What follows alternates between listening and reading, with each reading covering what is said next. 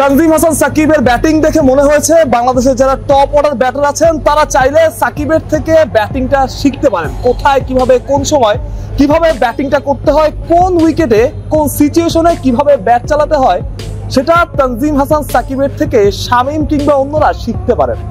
ম্যাচটা খুব ক্লোজ হয়ে গিয়েছিল এবং সেই ক্লোজ করেছিলেন দুজন টেল এন্ডার, একজন নাসুম আহমেদ এবং তানজিম হাসান সাকিব। এটা শুনেও বাংলাদেশের অন্য ব্যাটারদের একটু শিক্ষা হওয়া উচিত। নাসুম আহমেদ তিনি ব্যাট করেন 6, 7, 8 নম্বরে, 9 নম্বরে তাকে নামালেও কেউ আফসোস করবে না। সেই নাসুম আহমেদ যেভাবে ব্যাট চালালেন, বাউন্ডারি মারলেন, তানজিম হাসান সাকিব যেভাবে সহজে তিনি পরে উইকেটে সেট হওয়ার পরে মেরেছেন, দেখে মনে হয়েছে উইকেট আসলে কতটা ব্যাটিং ফ্রেন্ডলি ছিল। অথচ আমাদের অন্য ব্যাটাররা যাদের নিয়ে আশা ছিল তারা উইকেটে সেটই হতে পারেন নাই। সবচাইতে বড় আফসোসের জায়গা এইটাই। মানুষজন বলে যে বাংলাদেশ যখন কোনো উইকেটে শুরুতে বোলিং করে তখন সেটা ব্যাটিং উইকেট থাকে, আবার যখন ব্যাটিং এ নামে তখন সেটা বোলিং উইকেট হয়ে যায়। আজকেও ঠিক একই ঘটনা ঘটেছে। বাংলাদেশ যখন ব্যাটিং এ নেমেছে তখন সাগরিকার ব্যাটিং উইকেটকে বোলিং উইকেট মনে হয়েছে এবং একটা সময় মনে হচ্ছিল যে 100 রানও বাংলাদেশের হবে না। এই হচ্ছে বাংলাদেশের ব্যাটিং উইকেট, যেখানে দুজন টেল এন্ডার সাথে যখন স্বীকৃত ব্যাটাররা ছিলেন তখন তিনি সিঙ্গেলস ডাবলস নেওয়ার চেষ্টা করেছেন। এটাই হচ্ছে একজন ব্যাটারের গেম সেন্স। যখন তারা আউট হয়ে গেছেন তখন তারা বুঝেছেন যে এখানে এখন স্বীকৃত ব্যাটার নাই, তখন তানজিম সাকিব হাত খুলেছেন, হাত খোলার চেষ্টা করেছেন, 6-4 মারার চেষ্টা করেছেন এবং তিনি সফলও হয়েছেন।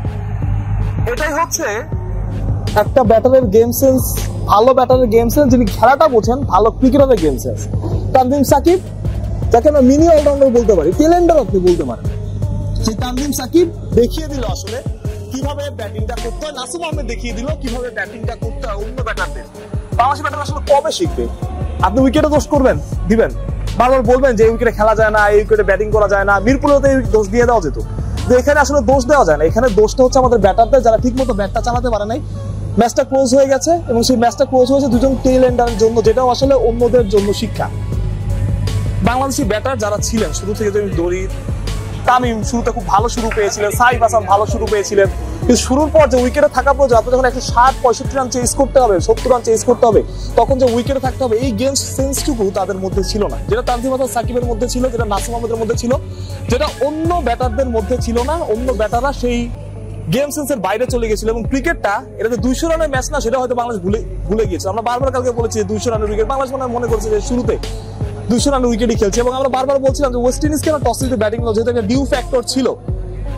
কিন্তু ডিউ ফ্যাক্টর থাকার পরেও বাংলাদেশ পরের ইনিংসে ব্যাট করতে পারে, যেখানে স্পিনারদের জন্য একটু টাফ হয়, একটু কঠিন সিচুয়েশন হয়, সেটাও পারেনি। আসলে বাংলাদেশি ব্যাটারদের জন্যই একটা শিক্ষা এবং খারাপ লাগা, হতাশা দর্শকদের জন্য, যে মাঠে পুরো মাঠ ভর্তি দর্শক ছিল। মিরপুরে যেখানে অর্ধেক মাঠ ভরা নাই, সেখানে সাগরিকায় পুরো মাঠ ভর্তি মানুষ খেলা দেখতে এসেছে। বাহুস করতে হয়, ক্রিক টাইম।